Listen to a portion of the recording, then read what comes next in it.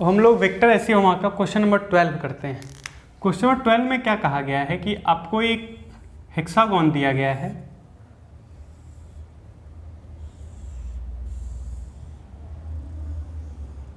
इस हेक्सागोन में जो भी वेक्टर्स हैं सारे वेक्टर्स एक लाइन में हैं। आपको चैप्टर पढ़ते हुए बताया गया था कि अगर किसी भी पॉलीगॉन के सारे वेक्टर्स एक लाइन में हो तो उनका सम क्या होता है, 0 अकॉर्डिंग टू पॉलीगॉन लॉ। इसका मैग्नीट्यूड एक साइड का हम ए मान लेते हैं, ये एंगल 60 है। ऐसे पॉलीगॉन का एक्सटर्नल एंगल 60 डिग्री होता है, मतलब इंटरनल कितना होगा 120। अब इन सारे वेक्टर्स का सम क्या होना है 0 डिग्री, क्योंकि इस अकॉर्डिंग टू पॉलीगॉन लॉ अगर वेक्टर्स के सारे वेक्टर्स एक लाइन में हैं तो सारे का सम 0 होता है। अगर सारे वेक्टर्स का सम 0 है इसका मतलब इसका x कंपोनेंट का भी सम 0 होगा, उन सारे वेक्टर्स के y कंपोनेंट का सम भी 0 होगा। हम लोग 1 बाय 1 इसको रिजॉल्व करेंगे। सबसे पहले यहाँ पे एक एक्सिस बनाते हैं। इस वेक्टर a जो इधर जा रहा है इसका मैग्नीट्यूड क्या है a, यही इसके लिए x एक्सिस भी हो गया। तो x के अलॉन्ग इसका कंपोनेंट क्या है a cos 0। कंपोनेंट कैसे निकालते हैं, मैग्नीट्यूड इनटू बीच का जो भी ये वेक्टर और जिस लाइन में रिजॉल्व करना है उसके बीच का एंगल का कॉस लेते हैं, तो इसे a cos थीटा प्लस। अब इसका x कंपोनेंट निकालेंगे, इसका ही मैग्नीट्यूड ये है। जब इसको रिजॉल्व करेंगे हम x की ओर तो ये क्या होगा a cos 60। मैं इसको x की ओर रिजॉल्व कर रहा हूँ तो this is a cos 60 plus. अब इसको यहाँ पे हम लोग रिजॉल्व करते हैं। ये x एक्सिस मैंने ड्रॉ कर दिया। ये पूरा रेगुलर पॉलीगॉन क्वेश्चन आपको बता रहा है। रेगुलर वर्ड का मतलब इस पॉलीगॉन के सारे साइड्स इक्वल हैं और एंगल्स भी। ये 120 है तो ये पूरा का पूरा एंगल भी कितना होगा 120, और इसका ये एंगल बिल्कुल आधा होगा 60 नीचे 60 ऊपर 60 नीचे, टोटल 120, ये एंगल 60 हो गया। अब इस वेक्टर ए को हमको रिजॉल्व करना है x के अलॉन्ग, तो दो तरीका है। या तो आप ए को इधर लिख लीजिए तो ये हो जाएगा a cos 60 निगेटिव साइड। अगर हम इस a को x के पॉजिटिव साइड में रिजॉल्व करें तो ये पूरा का पूरा एंगल होता है 180 डिग्री। एक स्ट्रेट लाइन पे कंप्लीट एंगल 180, इतना दूर का एंगल 60 है तो ये पूरा एंगल कितना होगा 120 डिग्री। तो हम इसको x का अलॉन्ग क्या लिखेंगे a cos 120। So this is a cos 120 plus.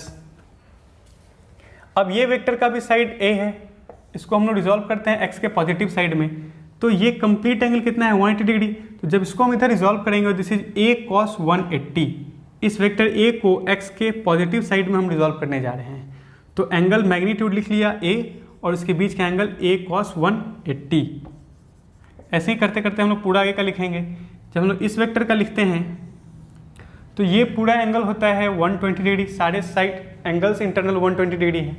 एक पॉइंट के चारों ओर टोटल एंगल होता है 360 और अंदर का 120 है, तो ये पूरा का पूरा एंगल कितना होगा x तक 360 डिग्री माइनस 120 मतलब 240 degree. Clear. So this is a cos 240 plus. अब जब हम इसको रिजॉल्व करते हैं x के पॉजिटिव साइड में तो ये वाला एंगल, ये इंटरनली एंगल यहाँ कितना था 60 बटा था। जब एकदम बीचों बीच एक लाइन जाता है तो ये पूरा एंगल 120 है, ये भी 60 होगा, ये भी 60 होगा। अब समझने वाली बात क्या है, या तो हम इसको इधर लिख सकते हैं a cos 60, नहीं तो ये मेरा ओरिजिनल वेक्टर है और इसको रिजॉल्व पूरा इधर करना है, x के पॉजिटिव साइड में लाना है कंप्लीटली। तो जब हम x के पॉजिटिव साइड में इसको लाते हैं यहाँ से यहाँ तक पूरा एंगल, तो इतना तो 60 डिग्री है, तो ये पूरा कितना होगा 360 माइनस 60 मतलब 300 डिग्री। तो इसको हम चाहें तो ऐसा लिख सकते हैं plus a cos 300 degree. Clear. Last में इसको तो हम लोग ऑलरेडी ले चुके हैं। अब हम लोग इसको पुट करते हैं। पाई स्टैंड्स फॉर 180 डिग्री। पाई का जो वैल्यू है वो 180 डिग्री होता है, तो इसको हम ऐसा लिख सकते हैं a cos थीटा, ये 0 था तो ये थीटा का थीटा ही रह गया यहाँ पे, सो इट्स 0, a cos 0। पाई 180 है तो हम a cos 60 को क्या लिख सकते हैं, 60 को लिख सकते हैं हम लोग पाई अपॉन 3। पाई का मतलब 180 डिग्री, तो 180 बाई 3 60। उसके बाद 60 का दुगुना है 120, तो 60 का मतलब पाई बाई 3, तो 120 कितना होगा a cos 2 पाई बाई 3। आप वैल्यू पुट करके देख लीजिए 2 पाई बाई 3 का, तो 2 पाई की जगह पर 180 डिग्री अपॉन 3 से ये 60 टाइम्स कैंसिल हो जाता है, मतलब ये 120 डिग्री अभी भी आ रहा है। उसके बाद a cos 180, तो इसको हम ऐसा लिख सकते हैं प्लस a cos पाई। मैं इसी चीज़ को ऊपर लिख देता हूँ। अब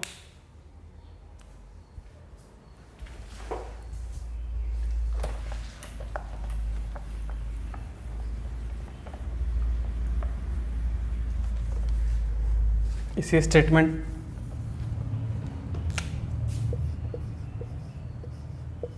ये a cos 0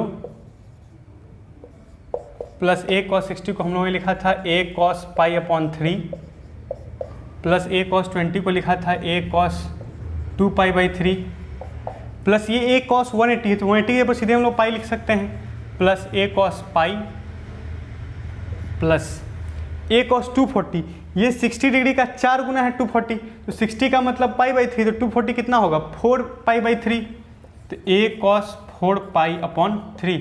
अब पाई का वैल्यू हम 180 डिग्री पुट करके चेक कर सकते हैं ये 240 आ रहा है। उसके बाद a cos 300 तो 60 का ये 5 टाइम्स है तो 60 मतलब पाई बाई 3 तो 300 क्या हो जाएगा a cos पाई बाई 3 का 5 टाइम्स मतलब 5 पाई अपॉन 3।